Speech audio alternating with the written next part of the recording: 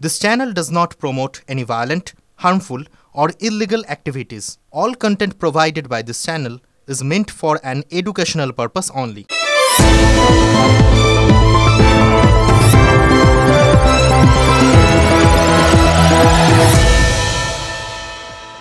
উত্তাল বাংলাদেশ, অত্যাচারিত হিন্দুরা, সেখানে ঢাকার রাস্তায় দাঁড়িয়ে প্রকাশ্যে ভারত বিরোধী ষড়যন্ত্রের হুঙ্কার। আর ঠিক এই অবস্থায় বাংলাদেশে যাচ্ছেন আমাদের বিদেশ সচিব বিক্রম মিশি। সেখানে গিয়ে সেখানকার সরকারের বিদেশ মন্ত্রকের যিনি উপদেষ্টা আছেন তার সঙ্গে এবং বিদেশ সচিবের সঙ্গে বৈঠক হওয়ার কথা রয়েছে তার। এমনকি কথা হতে পারে বাংলাদেশের উপদেষ্টা মণ্ডলীর প্রধান মোহাম্মদ ইউনূসের সঙ্গেও। অত্যন্ত তাৎপর্যপূর্ণ এই বৈঠক কতটা ফলপ্রসূ হয় এখন সেটাই দেখার।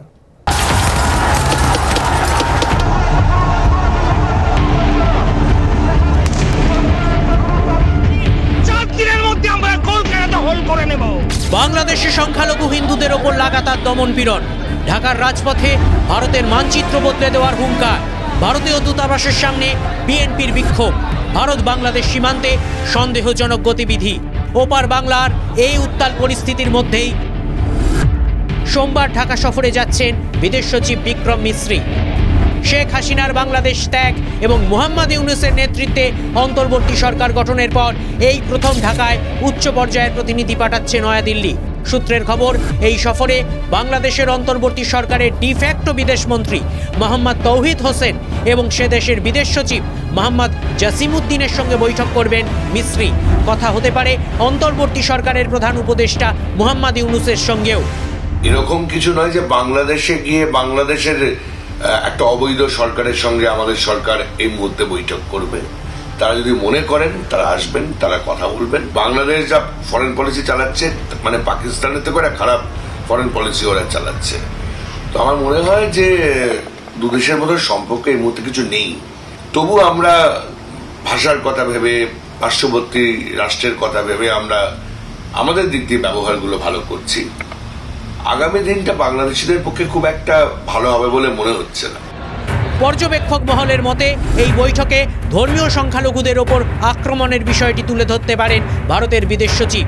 উল্টো দিক থেকে আওয়ামী লীগের প্রধান নেত্রী শেখ হাসিনাকে ঢাকায় প্রত্যর্পণের দাবিটি তোলা হতে পারে বলে মনে করা হচ্ছে। তাৎপর্যপূর্ণ বিষয়, ভারতীয় বিদেশ সচিবের ঢাকা সফরের আগের দিন গুলশানে ভারতীয় হাইকমিশনের সামনে বিক্ষোভ দেখায় খালেদা জিয়ার দল বাংলাদেশ ন্যাশনালিস্ট পার্টি। ইন্ডিয়া এই মুহূর্তে একটা বড় মানে ওয়ার্ল্ডের কাছে একটা বড় ফেস। ইন্ডিয়া যদি কন্টিনিউয়াসলি বাংলাদেশ সম্পর্কে রিপোর্ট দিতে থাকে, সেটা বাংলাদেশের ফরেন পলিসির ক্ষেত্রেও ভালো হবে না, কারণ বাংলাদেশ অনেক বেশি ডিপেন্ডেন্ট ইন্ডিয়ার উপরে। 2017 সালে তৎকালীন বিদেশমন্ত্রী সুষমা স্বরাজ ঢাকা সফরে গিয়ে বলেছিলেন, প্রতিবেশী দেশকে অগ্রাধিকার দেওয়াটা মোদী সরকারের নীতি, আর অগ্রাধিকারের হিসেবে প্রতিবেশী দেশগুলির মধ্যে প্রথম হলো বাংলাদেশ। অথচ সেই বাংলাদেশের মাটিতেই এখন খোলাখুলি ভারত বিরোধী কার্যকলাপ চলছে। অত্যাচারিত হচ্ছেন সংখ্যালঘু হিন্দুরা, যা নিয়ে তীব্র আপত্তি জানিয়েছে ভারতের বিদেশ মন্ত্রক। আমার মনে হয় না যে বিএনপি খুব একটা এই আন্দোলনে বিএনপির খুব একটা লাভ উঠেছে। যা লাভ সেটা হচ্ছে একমাত্র জামাত ইসলামী উঠিয়েছে। বিএনপির সর্বোচ্চ নেতা এখন এই মুহূর্তে দাঁড়িয়ে বেগম জিয়া বেঁচে আছেন, কিন্তু তারেক জিয়া সবকিছু কন্ট্রোল করেন। তিনি কিন্তু দেশে ফিরতে পারছেন না, এবং বেগম জিয়া আগামী কিছুদিনের মধ্যে হয়তো লন্ডন যাবেন, হয়তো অসুস্থতার কারণে। তখন আমার আশঙ্কা হচ্ছে যে 2008 সালের যে তত্ত্বাবধায়ক সরকারের যে ফর্মুলা ছিল, এটা -2, দুই নেত্রীকে আউট করা পাওয়ার থেকে ইউনূসের ফর্মুলা, সেই ফর্মুলার দিকে হয়তো ইউনূস যেতেও পারে। তার জন্য কিন্তু বিএনপি বারবার কিন্তু তত্ত্বাবধায়ক সরকার বলছে আপনি ইলেকশন ঘোষণা করুন। 2007-08 সালে খালেদা জিয়ার সরকারের মেয়াদ শেষের পর ওপার বাংলায় জারি হয় জরুরি অবস্থা। বন্দী হন শেখ হাসিনা এবং খালেদা জিয়া। অনেকেই মনে করিয়ে দিচ্ছেন, সেই সময় দুই দেশের প্রধান নেত্রীকে মুক্তি দিয়ে বাংলাদেশে অবাধ নির্বাচনের মাধ্যমে গণতন্ত্র পুনঃপ্রতিষ্ঠার জন্য দৌত্য করেছিল নয়াদিল্লি। প্রণব মুখোপাধ্যায় নিজে কথা বলেছিলেন তৎকালীন মার্কিন প্রেসিডেন্ট জর্জ বুশের সঙ্গে। অথচ সেই বাংলাদেশেই এখন ক্ষমতা দখলকে কেন্দ্র করে চরম নৈরাজ্য কায়েম হয়েছে। এই অবস্থায় ফের দিল্লির দূত যাচ্ছেন ঢাকায়। পরবর্তী পরিস্থিতি কি হয় সেটাই এখন দেখার বিষয়। Bureau report, TV9 Bangla. শত্রু শত্রু মিত্র, এই ফর্মুলাতেই কি বাংলাদেশ এগোচ্ছে? কারণ বাংলাদেশে কট্টরপন্থীরা ভারতের বিরুদ্ধে দেশে ছড়াচ্ছে, বিদ্বেষে ছড়াচ্ছে। আর পাকিস্তান কি কোথাও পেছন থেকে কলকাঠি নাড়ছে? বাংলাদেশে জেএমবির মতো জঙ্গি গোষ্ঠীগুলি সক্রিয় হয়ে উঠেছে এবং ভারত বাংলাদেশ সীমান্তে কোথাও ষড়যন্ত্রের ছক কষছে। এই মর্মেই কিন্তু কেন্দ্রীয় স্বরাষ্ট্র মন্ত্রকের রিপোর্ট দিয়েছে দেশের গোয়েন্দা সংস্থাগুলি, যে কারণে ভারত বাংলাদেশ সীমান্তে এই মুহূর্তে বিএসএফ এর কড়া নজরদারি। পদ্মাপারে তাণ্ডব চালাচ্ছে কট্টরপন্থীরা, কাঠের পুতুল হয়ে দেখছে ইউনূস সরকার। অরাজকতার এই পরিবেশে এপারে বাংলার আকাশে আশঙ্কার মেঘ, কারণ গত কয়েক মাসে এ রাজ্যে ফের সক্রিয় হয়েছে জেএমবির একাধিক স্লিপার সেল। মালদা, মুর্শিদাবাদ ও নদিয়ার সীমান্ত এলাকায় জঙ্গিদের নজর। বাংলাদেশের মদতেই এপার বাংলায় জেএমবির স্লিপার সেলগুলো সক্রিয় হচ্ছে। এই মর্মে স্বরাষ্ট্র মন্ত্রকের রিপোর্ট দিয়েছে কেন্দ্রীয় গোয়েন্দা সংস্থা। গোয়েন্দাদের কপালে ভাঁজ ফেলেছে নিষিদ্ধ জঙ্গি সংগঠন জামাতুল মুজাহিদিন বাংলাদেশের স্লিপার সেল। গোয়েন্দাদের আরও দাবি, ভারত বিরোধী কার্যকলাপে হাত ধরছে জঙ্গিরা। জেএমবির সঙ্গে হাত মিলিয়েছে হরকত উল জিহাদি বাংলাদেশের পুরনো মডিউলগুলিও। প্রশ্ন হলো, হঠাৎ করে কোন ক্ষমতায় মাথা চাড়া দিয়ে উঠছে বাংলাদেশের জঙ্গিরা? এর পিছনে রয়েছে পদ্মাপাড়ের জুলাই আন্দোলন। হাসিনা সরকারের পতনের সময় বাংলাদেশের জেল ভেঙে ফেরার হয় প্রায় 700 অভিযুক্ত। ফেরারদের মধ্যে রয়েছে প্রায় 56 জন জঙ্গি নেতাও। বাংলাদেশের কারাকর্তারা স্বীকার করেছেন, সম্প্রতি জঙ্গি অভিযোগে ধৃত ও সাজাপ্রাপ্ত 174 জন জামিনে মুক্তি পেয়েছে। শীর্ষ সন্ত্রাসী অথবা যদি শীর্ষ সন্ত্রাসী 11 জন মুক্তি পেয়েছেন, জঙ্গিদের মুক্তি পেয়েছেন অ্যারাউন্ড 222 জনের মতো, 174 জনের মতো বিভিন্ন যারা জেএমবি অথবা বিভিন্ন নামে ছিলেন তাদের মধ্যে। আর শীর্ষ সন্ত্রাসী নামে আমাদের ডেফিনেশনে 11 জন মুক্তি পেয়েছেন। খোলা মনে জঙ্গিদের মুক্তি দেওয়ার কথা জানিয়েছেন বাংলাদেশের কারা বিভাগের মহানির্দেশক। এই জঙ্গিরাই ভারতের সীমান্ত দিয়ে যে কোনোভাবে ঢোকার চেষ্টা করছে বলে অনুমান গোয়েন্দাদের। ছোট ছোট অনেকগুলো জঙ্গি সংগঠন সেটা বাইরে থেকে ভারতকে আক্রমণ করার প্রচেষ্টা চালাচ্ছে। আইএসআই এবং পাকিস্তানের মদত আছে, সেটা অস্বীকার করা যাবে না। হাসিনা সরকারের আমলে জামাতুল মুজাহিদিন বাংলাদেশ, জাগ্রত মুসলিম জনতা বাংলাদেশ, আনসার উল বাংলা টিম, আনসার আল ইসলাম, হরকত উল জিহাদি বাংলাদেশ, আল্লাহর দল, হিজবুত তহরির, শাহাদাত ই আল হিকমা, জামায়াতুল আনসার ফিল হিন্দাল শারকিয়া। বাংলাদেশে এই 9টি সংগঠন জঙ্গি কার্যকলাপের জন্য খাতায় কলমে নিষিদ্ধ, কিন্তু বাস্তবে ভারতের গোয়েন্দাদের দাবি, বর্তমানে আল কায়দা বাংলাদেশ সংগঠনের ছায়াতে একাধিক জঙ্গি সংগঠন কাজ করছে। স্বরাষ্ট্র মন্ত্রকে দেওয়া যে রিপোর্ট ভারতীয় গোয়েন্দাদের, সেখানে স্পষ্ট দাবি করা হয়েছে যে তাদের হাতে এমন বেশ কিছু প্রমাণ আছে যেখান থেকে বোঝা যাচ্ছে যে পাক গুপ্তচর সংস্থা সরাসরি এই ধরনের যে জেহাদি সংগঠনগুলো রয়েছে, জামাতুল মুজাহিদিন বাংলাদেশ থেকে শুরু করে হুজিবির মতো সংগঠন, তাদের লজিস্টিক সাপোর্টও দিচ্ছে এবং অর্থ সাহায্যও করছে। গোয়েন্দাদের দাবি, দুদিন আগে উত্তর 24 পরগনা, নদিয়া, উত্তরবঙ্গের কয়েকটি সীমান্তে হামলাবাজ ড্রোন উড়িয়েছে বাংলাদেশ সেনা। ঢাকার দাবি, সীমান্তে সুরক্ষার জন্য এই নজরদারি, কিন্তু এর পিছনে ষড়যন্ত্র দেখছে ভারতের গোয়েন্দা বিভাগ। তাই সীমান্ত রক্ষা বাহিনীর গোয়েন্দা শাখা নজরদারিতে কড়াকড়ি করেছে। বাংলাদেশ এই মুহূর্তে তাদের ক্ষেত্রে মুক্তাঞ্চল এবং সেই জায়গায় দাঁড়িয়ে সংগঠন বিস্তারের পাশাপাশি ভারতের বুকে নাশকতা ঘটালে তাদের সংগঠনের বিস্তার এবং নাম আরও বাড়বে, এবং সেই জায়গা থেকে ভারতের বুকে বাংলাদেশের জঙ্গি সংগঠন নাশকতা করতে পারে এমন আশঙ্কাও উড়িয়ে দিতে পারছেন না গোয়েন্দারা। ক্যামেরায় কল্যাণের সঙ্গে সিজার, TV9 বাংলা। দুধকলা দিয়ে কি কালসাপ পুষতে চাইছে ইউনূস সরকার? কেন এই কথা বলছি? তার কারণ বাংলাদেশের সেনাবাহিনীতে, মানে সেনাবাহিনীর ইসলামীকরণের চেষ্টা মৌলবাদীদের, মানে গোদা বাংলায় বললে সেনায় জঙ্গি ঢোকানোর চেষ্টা। এবং এই চেষ্টায় সেনাকর্তারা খুব একটা আনন্দে থাকবেন না, এই কথা বলার অপেক্ষা রাখে না। তাই কট্টরপন্থীদের সঙ্গে সেনাকর্তাদের একটা ওই যুদ্ধ মনোভাব লেগে গিয়েছে, খটাখটি যাকে বলে। আর এই গোটা বিষয়টার ওপর কড়া নজর রাখছে ভারত।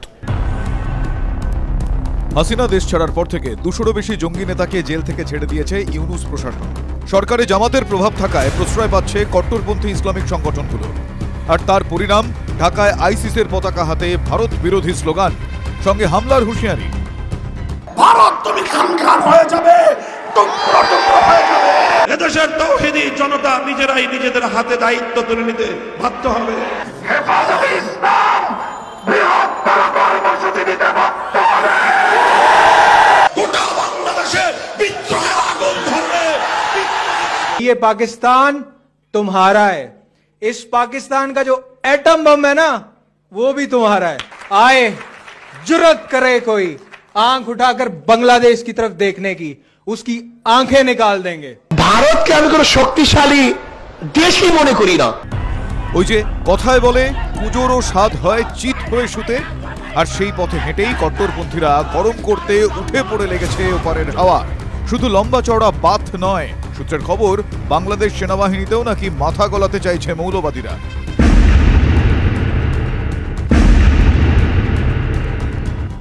সূত্রের খবর বাংলাদেশের অন্তর্বর্তী সরকারের চালিকা শক্তি হিসেবে পাশে থাকা ইসলামিক কট্টরপন্থীদের একটি নথি ভারতীয় গোয়েন্দাদের হাতে এসেছে।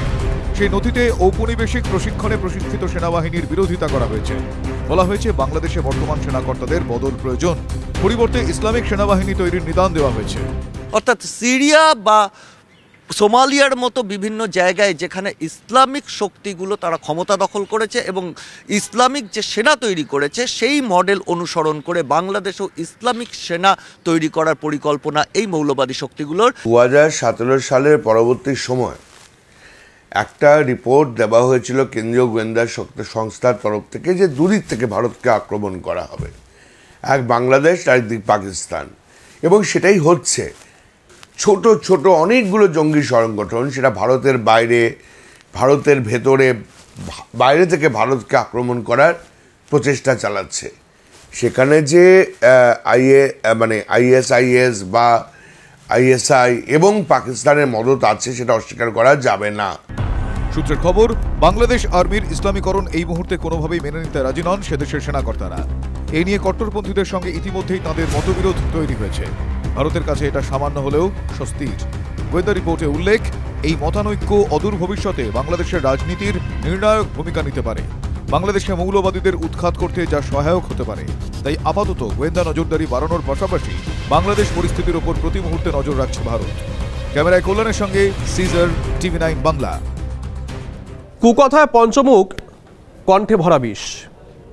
না, রায়গুড়াকার ভারতচন্দ্রের অন্নদামঙ্গলের কথা বলছি না, বলছি বাংলাদেশের কথা, যা এখন মানবতার বুকে মূর্তিমান অমঙ্গল। লাখ লাখ মৌলবাদী, পেটে বিদ্যে নেই, ঘটে বুদ্ধি নেই, কিন্তু জীব বিষে ভরা। ইসলাম আমাদের একটাকে ফেলছে, আমরা টার্গেট করে একটাকে ফেলবো। কথা একেবারে ক্লিয়ার।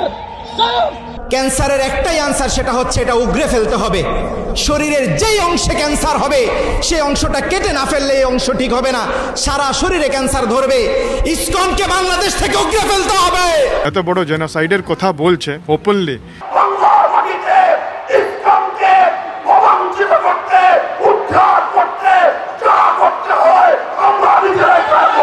বাংলাদেশের সমস্ত মানুষ ঐক্যবদ্ধভাবে ইসলামের বিরুদ্ধে আন্দোলন করবে, সংগ্রাম করবে, যুদ্ধ করবে ইনশাআল্লাহ।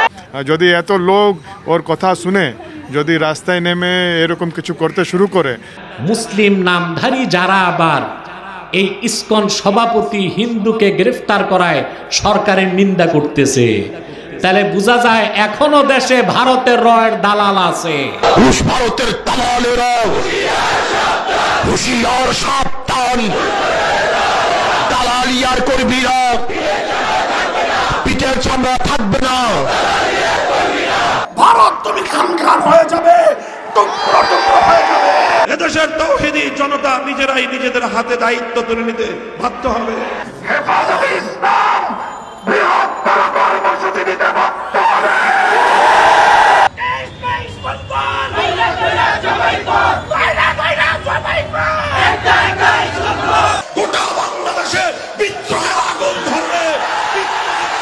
বাংলাদেশের সমস্ত মানুষ ঐক্যবদ্ধভাবে ইসলামের বিরুদ্ধে আন্দোলন করবে, সংগ্রাম করবে, যুদ্ধ করবে ইনশাআল্লাহ। ভারতকে আমি কোনো শক্তিশালী দেশই মনে করি না। তাহলে তো পুলিশ, আর্মি আর ডক্টর ইউনুস উনিও চাইলে এটা থামাতে পারবেন না।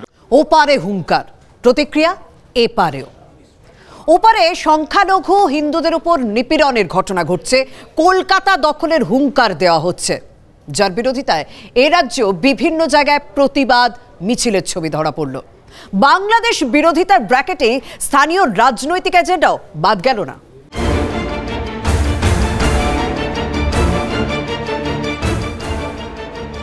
1971-এ পাকিস্তানি খান সেনা আর রাজাকারের দল যখন বাংলাদেশ জুড়ে নির্মম গণহত্যা চালাচ্ছে, তখন তার প্রতিবাদে পথে নেমেছিল এপার বাংলা।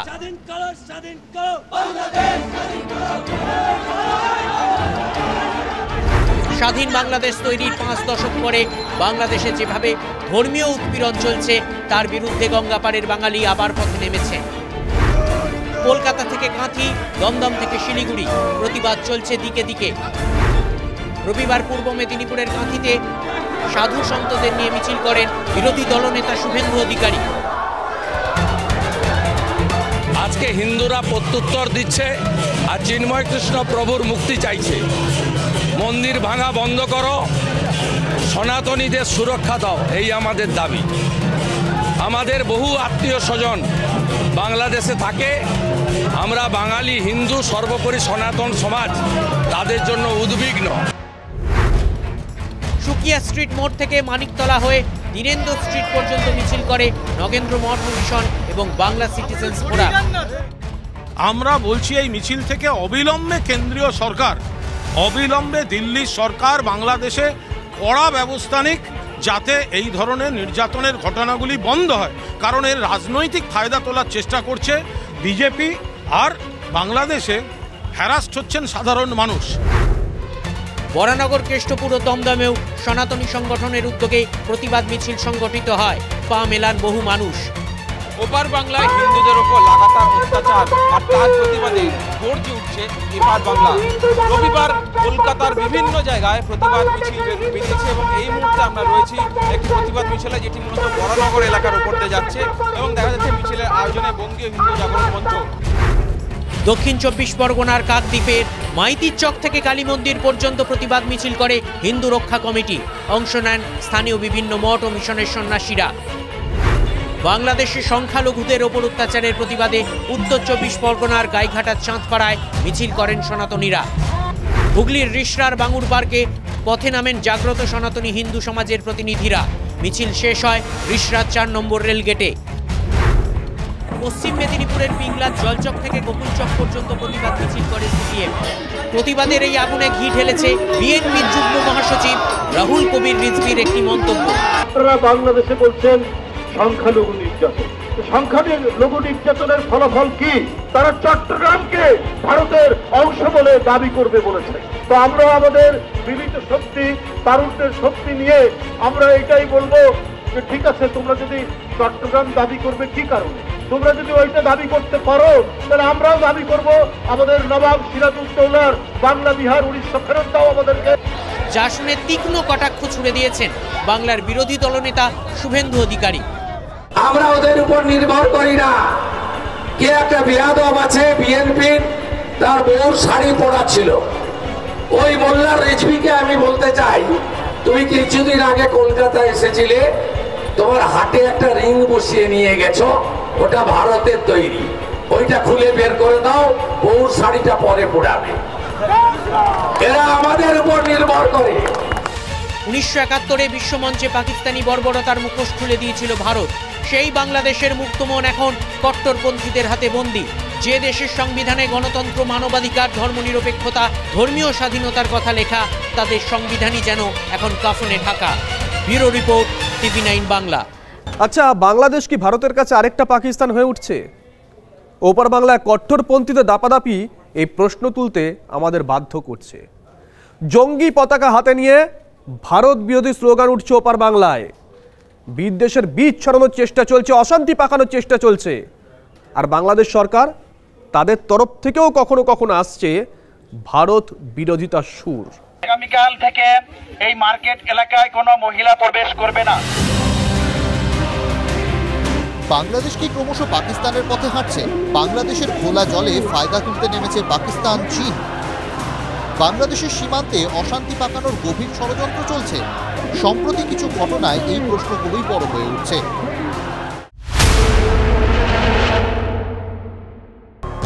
বেরুবাড়ি সীমান্তে অনুপ্রবেশকারীদের ঠেকাতে গিয়ে হামলার মুখে পড়তে হলো বিএসএফকে।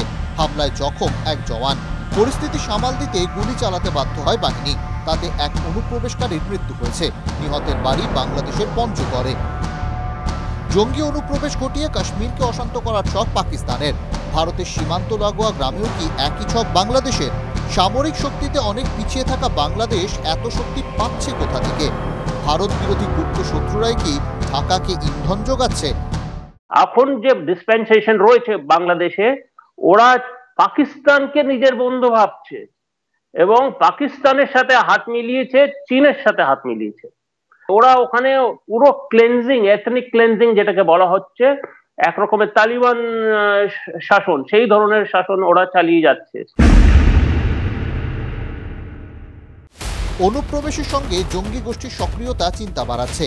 ভারতের বিরুদ্ধে হিংসার বিষ ছড়ানোর চেষ্টা চলছে বাংলাদেশে। হাসিনা দেশ ছাড়ার পর থেকেই পরপর জঙ্গি নেতার জেল মুক্তি, ঢাকায় পতাকা হাতে ভারত বিরোধী স্লোগান, সঙ্গে প্রকাশ্য সভা থেকে হামলার হুঁশিয়ারি কট্টরপন্থীদের। আমি বলবো থোড়াই কি আর করি ভারতকে, ভারত আমাদের সাথে যুদ্ধ কোনোদিন করবে না। যদি যুদ্ধ করার দুঃসাহস দেখায় তাহলে ভারতের কালো হাতকে ভেঙে দেব। যদি ভারত আমাদের সাথে যুদ্ধ করতে চায় তাহলে বাংলাদেশের প্রত্যেকটা নাগরিক তার ঐক্যবদ্ধ হয়ে ভারতকে এমন শিক্ষা দিবে, এমন পরাস্ত করবে, তাদেরকে এমন ভাবে পরাজিত করবে যে পরাজিত ভারত কোনোদিন দেখে নাই, দেখবে না ইনশাআল্লাহ।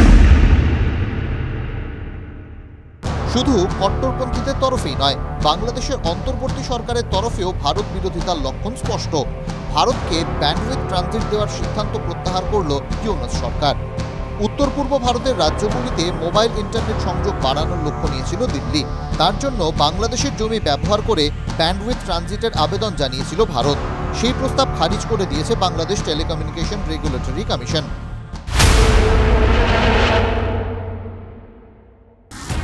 বাংলাদেশে অস্থিরতার কারণে উত্তরবঙ্গের চিকেন স্নেক নিয়ে নতুন করে ভাবতে হচ্ছে কেন্দ্রকে। শিলিগুড়ি, মাটিগাড়া, নকশালবাড়ি, ফাঁসিদাওয়া এবং চোপড়া ও ইসলামপুরের কিছু অংশ চিকেন স্নেকের মধ্যে পড়ে। ওই অংশে উত্তেজনায় মদত দিয়ে স্বার্থসিদ্ধির চেষ্টা প্রতিবেশী রাষ্ট্রের। বাংলাদেশে অস্থির পরিস্থিতির মধ্যেই সতর্ক ভারত। চিকেন স্নেককে আরও সুরক্ষিত করতে নজরদারি বাড়িয়েছে সেনা ও বায়ুসেনা। Bureau report, TV9 Bangla. আমরা সকলেই জানি বিগত বেশ কয়েকদিন ধরে জ্বলছে বাংলাদেশ।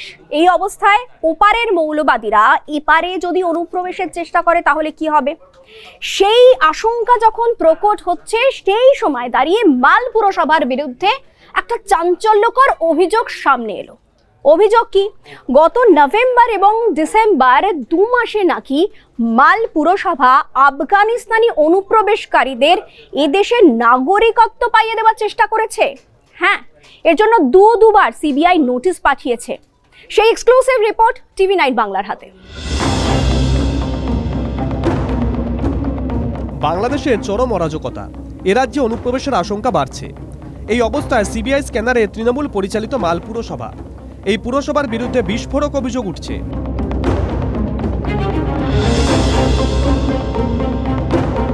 এজেন্সির অনুমান, আফগানিস্তান, বাংলাদেশ সহ আশেপাশের দেশ থেকে আসা অনুপ্রবেশকারীদের ভুয়ো নথি করিয়ে দিয়ে এ রাজ্যে নাগরিকত্ব পাইয়ে দিতে মদত রয়েছে মাল পুরসভার। অভিযোগটা ঠিক কি?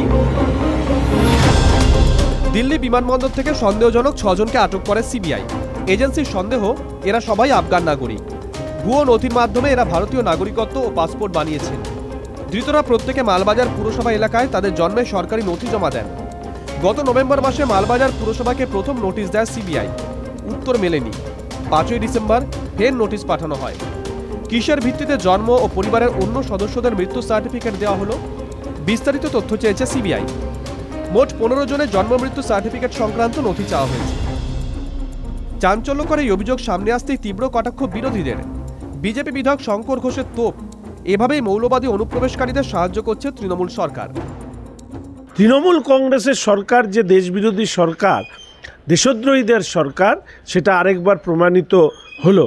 আমার তো মনে হচ্ছে যে বাংলাদেশের যারা মৌলবাদের সাথে যুক্ত হয়ে হিন্দু নাগরিকদেরকে, সেখানকার সংখ্যালঘু হিন্দুদের উপর অত্যাচার চালাচ্ছে, ভবিষ্যতে দেখা যাবে এরাও পশ্চিমবঙ্গে এসে বহাল তবিয়তে তৃণমূলের বদন্যতায় এখানেও সে একই ধরনের অত্যাচার চালাবে। কেন এই অভিযোগ উঠল তা খতিয়ে দেখতে পুরসভার সংশ্লিষ্ট বিভাগের কর্মীদের কাছ থেকে রিপোর্ট চাওয়া হয়েছে।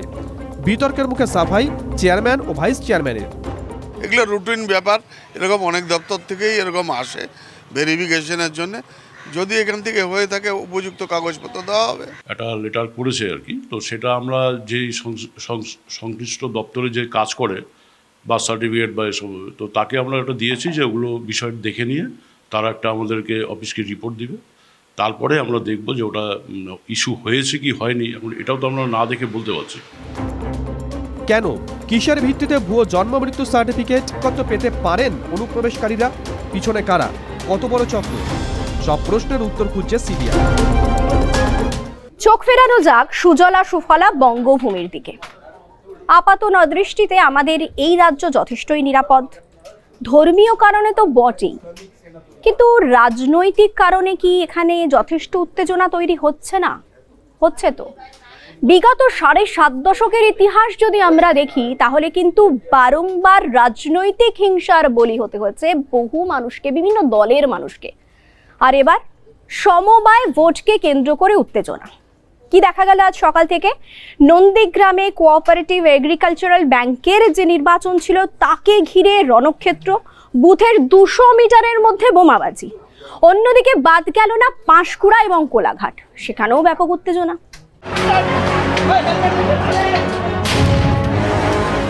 সমবায় ভোটেও নন্দীগ্রামে বারুদের ধোঁয়া, বোমাবাজি, লাঠালাঠি, কিছুই বাদ গেল না। তমলুক কোঅপারেটিভ এগ্রিকালচার সোসাইটির ভোট ছিল রবিবার। ত্রিমুখী লড়াই হলেও মূল প্রতিদ্বন্দ্বী তৃণমূল বিজেপি।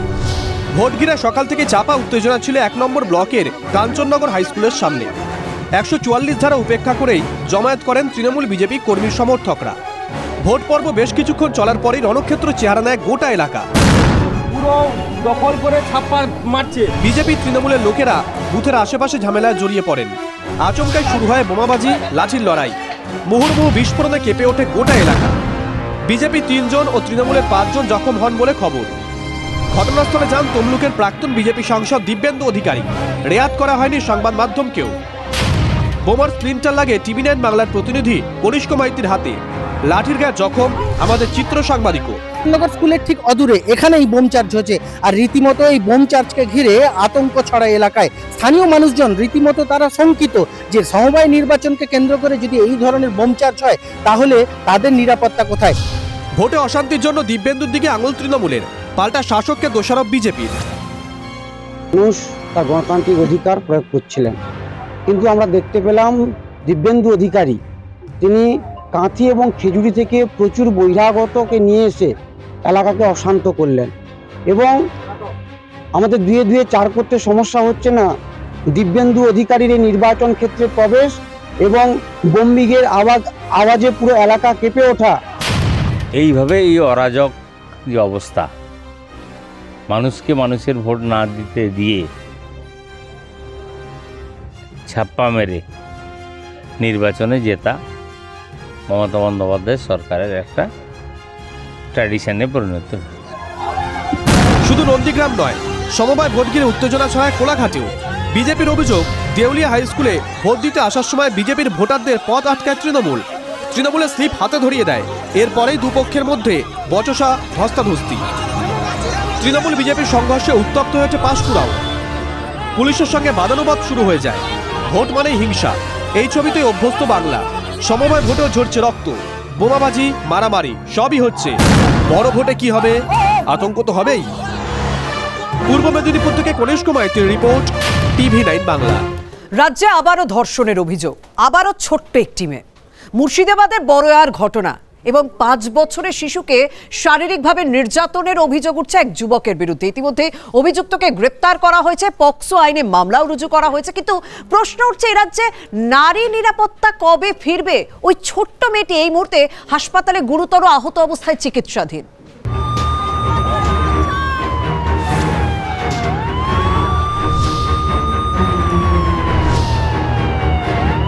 জয়নগরের নির্যাতিতা নাবালিকা বিচার পেয়েছে, 2 দিনও হয়নি।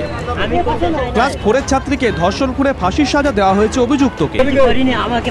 কিন্তু তারপরও বাংলায় নারী নির্যাতন থামছে কই? ফের ধর্ষণের অভিযোগ। এবার মুর্শিদাবাদের বড়োয়ার রানীপুর গ্রামে। টার্গেট আবার সেই ছোট্ট মেয়ে।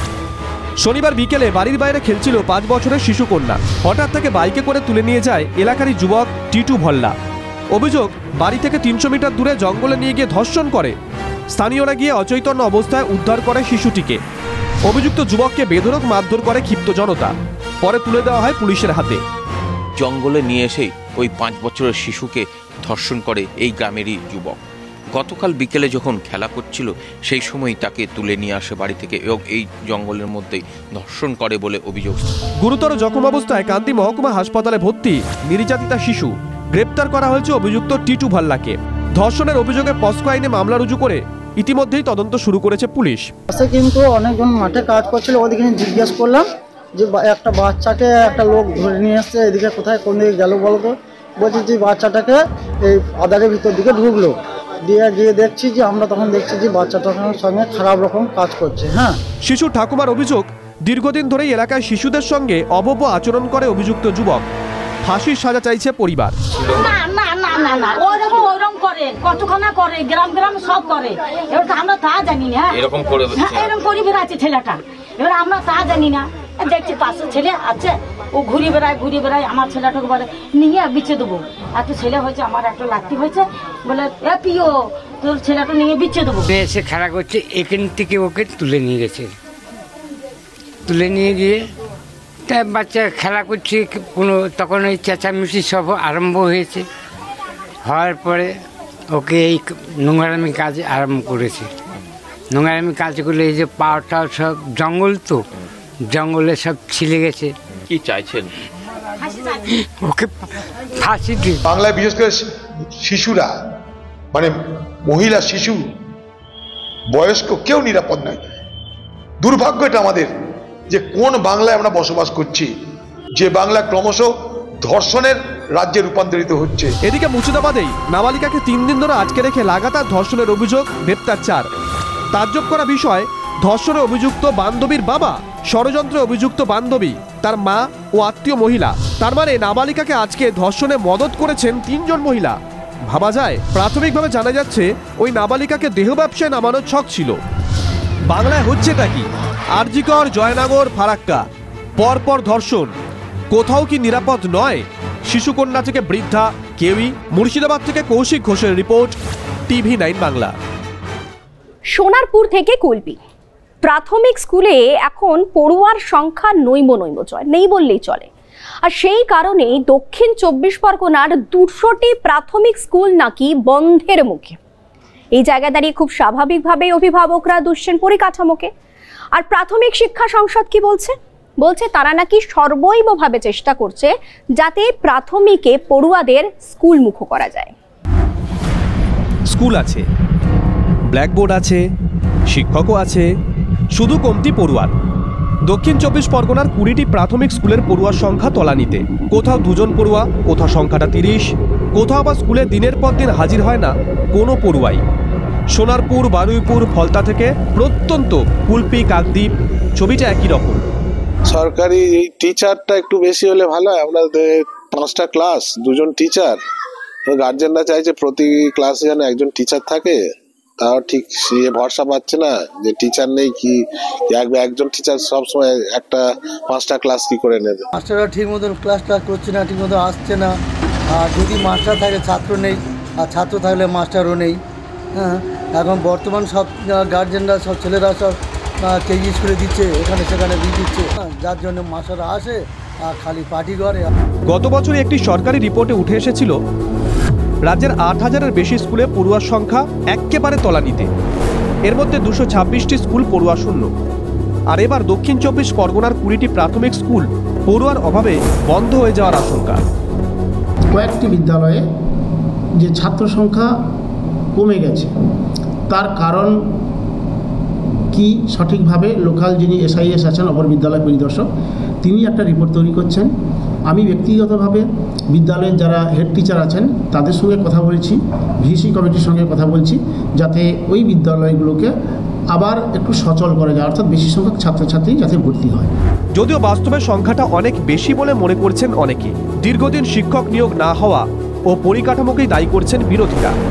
প্রথমত সরকারি যে স্কুলগুলো, মানে প্রাইমারি স্কুলগুলো, পরিকাঠামোর ভীষণ অভাব এবং শিক্ষা ব্যবস্থা নিয়ে বর্তমানে প্রচুর পরিমাণে রাজনীতি তথা ব্যবসা আরম্ভ হয়ে গেছে, যার ফলে সরকারি স্কুলগুলো বন্ধ হয়ে যাচ্ছে আর বেসরকারি স্কুলগুলোর মানে উত্থান হচ্ছে। কোনো স্কুল বন্ধ হওয়ার মতো পরিস্থিতি এখনো পর্যন্ত নেই। যা খবর, কিছু স্কুলে ছাত্র সংখ্যা কমেছে, সেটা যাতে ছাত্র সংখ্যা বাড়ায় সেই চেষ্টা করা হচ্ছে। 2 বছর থেকে শিক্ষক নিয়োগ দুর্নীতি ইস্যুতে তোলপাড় রাজ্য। এই আবহে ফের সামনে চলে এলো শিক্ষা ব্যবস্থার কঙ্কালসাৎ চেহারা। এখন এইসব স্কুলগুলোর ভবিষ্যৎ কি? কোনো সরকারি উদ্যোগ কি নেওয়া হবে এই স্কুলগুলোকে বাঁচানোর জন্য, নাকি পড়ুয়ার অভাবে ঝুলবে তালা? শুভেন্দু হালদারের রিপোর্ট, TV9 বাংলা। এবার আপনাদের একটা ছবি দেখাবো, মালদা এয়ারপোর্টের ছবি। ছয়ের দশকে এই এয়ারপোর্ট তৈরি হয়েছিল। 1986 সালে এই এয়ারপোর্ট বন্ধ হয়ে যায়। তারপর 2017 সালে এয়ারপোর্ট চালু করার উদ্যোগ নেয় কেন্দ্রীয় সরকার। কিন্তু এখন এই মুহূর্তে সেই এয়ারপোর্টের রানওয়ের কি হাল, কি দশা একবার দেখুন।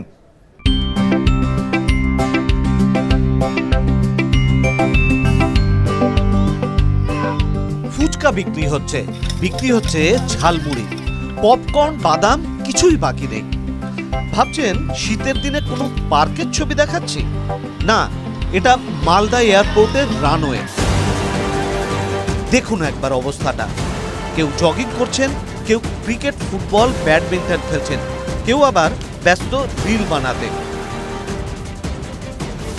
কেউ আবার প্রতিদিন এসে যোগ ব্যায়াম করেন। শুধুই কি তাই, পাল পাল গরু হাঁটছে, চড়ছে ছাগল, সাইকেল, বাইক, গাড়ি, রানওয়েতে সবই আছে। নেই শুধু প্লেন।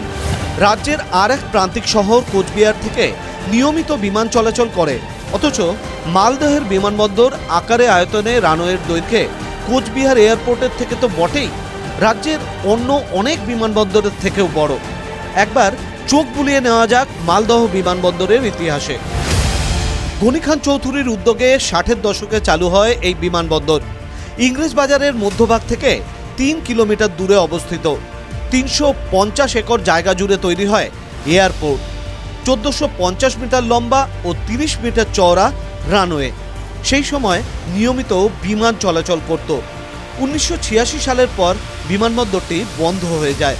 বছর 8 আগে এই বিমানবন্দর পুনরায় চালু করার উদ্যোগী হয় কেন্দ্র। 2017 সালে বিমানবন্দরের উন্নয়নের জন্য টাকা দেয় কেন্দ্র। 17 কোটি 20 লক্ষ টাকা খরচও করা হয়। তারপরেও কেন এই অবস্থা? রাজনীতির কারবারিরা বলছেন এর মূলে রয়েছে কেন্দ্র রাজ্য সংঘাত। বহুবার বিভিন্ন সংগঠন, ব্যবসায়ী মহল নিজেদের চেষ্টায় বিমানবন্দর চালু করার চেষ্টা করেছেন। কিছু সংস্থা এগিয়েও এসেছে ছোট প্লেন চালানোর জন্য, কিন্তু রাজনীতির মারপ্যাচে কোনোটাই সম্ভব হয়নি। মালদা বিমানবন্দর দক্ষিণ মালদা লোকসভা কেন্দ্রের মধ্যে পড়ে। এই কেন্দ্রে বরাবর জয়ী হয় কংগ্রেস। মালদা দক্ষিণ কেন্দ্রের কংগ্রেস সাংসদ ঈশা খান চৌধুরী। রাজ্যে মুখ্য যুযুধান দুই দল তৃণমূল, বিজেপি এই আসন দখল করতে পারে না। এই হারই বিমানবন্দর চালু না হওয়ার আসল কারণ বলে মনে করছেন অনেকে। বিমানবন্দর চালু হলে সব কৃতিত্ব চলে যেতে পারে কংগ্রেস সাংসদের পক্ষে। মালদা জেলা, বিশেষ করে দক্ষিণ মালদা, বরাবরই কংগ্রেসের একটা স্ট্রং হোল্ড। কৃতিত্বটা কংগ্রেসের কাছে চলে যাবে। আবু হাসেম খান চৌধুরী, গনি খান চৌধুরী বা ঈশা খান চৌধুরীর উপরে কৃতিত্বটা চলে যাবে। এই আতঙ্কে, এই সংকীর্ণ মানসিকতা নিয়ে না কেন্দ্রীয় সরকার না রাজ্য সরকার মালদা জেলাতে আজকে বিমানবন্দর করার জন্য কোনো উদ্যোগ গ্রহণ করছে। বা যদিও তৃণমূল কিংবা বিজেপি কোনো পক্ষই এই অভিযোগ মানতে নারাজ। মালদা বিমানবন্দরের এই অবস্থার জন্য একে অপরকে দুষছেন রাজ্যের দুই প্রধান দলের নেতারা। 2016 সালে এয়ারপোর্ট অথরিটি অফ ইন্ডিয়ার থেকে লিজ নিয়েছিল 30 বছরের জন্য। পশ্চিমবঙ্গ সরকার এয়ারপোর্ট তৈরি করবে, ডেভেলপ করবে তারা। আজকে চলে যান মালদায়, দেখতে পাবেন গরুও চড়ছে, মর্নিং ওয়াকারও ঘোরাফেরা করছেন এবং তার সঙ্গে ছেলেরা ক্রিকেট খেলছে। লোকসভায় বলা হয়েছে যে শিশু কল্যাণের ক্ষেত্রে যে টাকা কেন্দ্র পাঠিয়েছে সেটা খরচা করছে না, টাকা ফেরত চলে আসছে। সুতরাং এরা ওই গরু চড়ারই ছবি দেখবেন এবং এরপরে প্রত্যেককে রাখাল হয়ে গরুই চড়াতে হবে। আমি বলছি শ্রমিক ভট্টাচার্য ভালো বক্তা, ভালো কথা বলে। তিনি কি মালদা একবার এসে এয়ারপোর্টটা দেখে গেছেন? না মালদা মানুষের দুঃখ দর্শন নিয়ে রাজ্যসভায় গিয়ে বলেছে কেন্দ্রীয় সরকারকে যে মালদার বিজেপির সাংসদ আছে, মালদার মানুষ এখানে এমএলএ ইংলিশ বাজারে নির্বাচিত করেছে, তাহলে এখানে এয়ারপোর্টটা চালু করিস? তো ওনারা এগুলো বলেন। এই সুযোগে বিমানবন্দর চত্বর দখল হয়েছে দেদার। কোথাও কোথাও বাড়িও তৈরি হয়েছে। এখানেই প্রশ্ন উঠছে, পুরসভা ছাড়া এই জমির মিউটেশন করছে কে? কাকে ট্যাক্স দিচ্ছেন এই সমস্ত বাড়ির বাসিন্দারা? বাড়িও এখানে তার মিউটেশন পর্যন্ত হচ্ছে, তাদের ঘর ভাড়া পর্যন্ত মানে কাগজপত্র তৈরি হয়েছে। ওখানে আপনার গাড়ি প্র্যাকটিস, মোটর সাইকেলটা প্র্যাকটিস হচ্ছে, গাড়ি প্র্যাকটিস হচ্ছে, কিন্তু এয়ারপোর্টের কাজ এয়ারপোর্ট হচ্ছে না। বিমানবন্দরে যারা জগিং, যোগা, খেলা বা ব্যবসা করতে আসছেন তারাও কিন্তু বলছেন বিমানবন্দর চালু হলেই ভালো। ট্রেন চলা ভালো, সেটা অবশ্যই সবার সুবিধার্থে। মালদা টাউনের সবাই প্লেন চলে তো সুবিধা হবে, বিভিন্ন জায়গায় যাওয়া আসা। প্লেন চলে তো অবশ্যই ভালো। এটা আপনার যদি সরকার চালু করে তাহলে এরকম জিনিসটা থাকবে না, বেশ সুন্দর হয়ে যাবে, মানুষের যাতায়াত ভালো হবে। এরকম পরিস্থিতি পরে আছে বলে মানুষজন আসে, খেলাধুলা করছে, আমরা এসে একটু ব্যবসা করছি। অবশ্যই খারাপ লাগে। আমাদের এয়ারপোর্ট থাকলে গেলে এখানে অনেক লোক কাজ পেত, কর্মসংস্থান হতো, আরও বেশি বেশি দোকান আসতো, লোকে ব্যবসা করতে পারতো। একাংশের দাবি, মালদা বিমানবন্দর না হওয়ার পিছনে জমি হাঙ্গরদের একাংশের হাত রয়েছে। ওত পেতে আছেন প্রমোটারেরা। মালদার মানুষ আশাবাদী যে এই বিমানবন্দর নতুন করে চালু হবে, নতুন করে প্লেন উড়বে আকাশ থেকে এই রানওয়ের উপর থেকে। আর সেই আশাতেই বুক বেঁধে তারা ছুটছে, হোক না সেই কুলোর কলের পেছনেই ছোটা। মালদা থেকে ক্যামেরায় মুজিবুর শেখের সঙ্গে শুভতোষ, TV9 বাংলা।